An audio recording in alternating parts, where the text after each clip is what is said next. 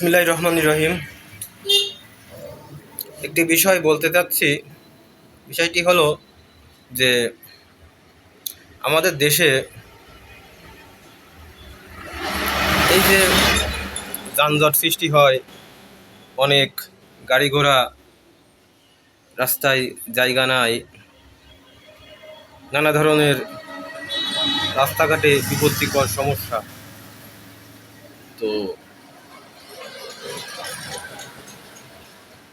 একটি বিষয় যে আমাদের দেশে কিন্তু রাস্তার জন্য বাজেট হয় এবং সেই অনুযায়ী দেরিতে হোক বা আগে হোক পরে হোক রাস্তাও হয়। কিন্তু এই রাস্তাগুলো আমরা তৈরি করি, এই ধরুন একটি রাস্তা 2 লেনের রয়েছে বা 1 লেনের রাস্তা হোক, সেটিকে যদি চওড়া করা হয় বা 2 লেনের রাস্তা 4 লেন করা হয়, তাহলে এই রাস্তাগুলার যখন 2 লেন থেকে 4 লেন করা হয়, তখন ওই রাস্তার ক্যাপাসিটি হিসেবে যে আগামী 50 বছরে যে কি পরিমাণ গাড়ি চলতে পারে বা মানে দীর্ঘদিনের প্ল্যান করেই করা হয়। কিন্তু বাংলাদেশের প্রেক্ষাপটে ওই 2 লেনের রাস্তা 4 লেন হওয়ার পর বা চিকন রাস্তা চওড়া হওয়ার পর নিম্নবিত্ত, মধ্যবিত্ত এবং উচ্চবিত্ত সবাই গাড়ি কেনে বা নতুন নতুন যানবাহন ক্রয় করে। কেউ কেউ যানবাহন থাকার পরেও একাধিক যানবাহন ক্রয় করে বা একসাথে একাধিক যানবাহন ক্রয় করে। তো বা না থাকলে তো কে ক্রয় করে, যেহেতু চলাচলের জায়গা বা রাস্তায় চলার জায়গা রয়েছে। তো এই যে আমাদের যেমন ধরা যায় যে ঢাকা চট্টগ্রাম মহাসড়ক, এই ঢাকা চট্টগ্রাম মহাসড়ক আমরা জানি আগে 2 লেনের ছিল, এখন 4 লেনের করা হয়েছে। তো এরপরেও যে বাস বা ট্রাক বা যে সমস্ত পরিবহনগুলো, এগুলা অত্যাধিক পরিমাণ যানবাহন বেড়েছে। তো এর প্রধান কারণ হলো এই যানবাহনগুলো ক্রয় করা বা বেশি যানবাহন রাস্তায় চলে আসা। তো আমরা একবারও এটা পরিকল্পনা করে কি যানবাহন ক্রয় করি না বা রাস্তাঘাটে গাড়ি নামাই না যে এতে কী ধরনের জনভোগান্তি হবে। তো ওই যে 50 বছরের পরিকল্পনা, ওইটা দেখা গেল 5 থেকে 10 বছরের ভিতর যে পরিমাণ যানবাহন বাড়ে, আবার নতুন 2 লেন থেকে 4 লেন, 4 লেন থেকে 8 লেন করার প্রয়োজনীয়তা অনুভূত হয় যে 8 লেন লাগবে, না হলে এই গাড়ি বা এই চাপ, যানবাহনের এই চাপ সামাল দেওয়া কষ্টকর হবে। আমরা বাইরের দেশগুলোর দিকে তাকালে ভারত, উন্নত বিশ্বের দেশসমূহ সহ যে সমস্ত উন্নয়নশীল দেশসমূহ আছে, বিশেষ করে ভারত, মালয়েশিয়া বা ইন্দোনেশিয়া, এই সমস্ত দেশে ব্যক্তিগত যানবাহন ক্রয়ের প্রবণতা খুবই কম। কিন্তু বাংলাদেশে এই প্রবণতা খুবই বেড়েই চলেছে। তো যার কারণে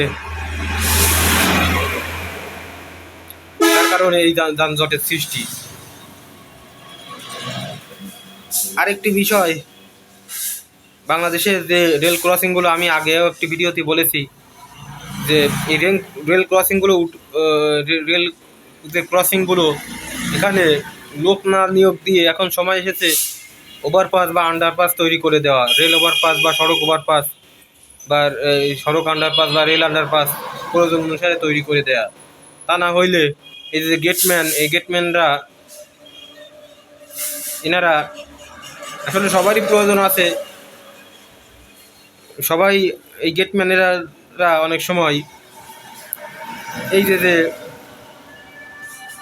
মানে যে ক্রসিংগুলো, এগুলো সামলাতে ব্যর্থ হন বা সামলাতে হিমশিম খেয়ে যান। তো যার কারণে অনেক সময় রেল ক্রসিংগুলোতে এই বড় দুর্ঘটনাগুলো ঘটে। তো আমি চাই যে এগুলোতে যেন এবং এই যে হ্যাঁ, এখানে কথা উঠতে পারে যে এই রেলের যে চাকরিগুলা, এই যে গেটম্যানের চাকরি যারা করে এরা আপনার বেকার হয়ে যাবে। তো এক্ষেত্রে তাদের অন্যত্র কোনো চাকরির ব্যবস্থা করতে পারলে বা কোনো ফিক্সড ডিপোজিটের ব্যবস্থা করতে পারলে করে তাদেরকে সরিয়ে ওখানে যেন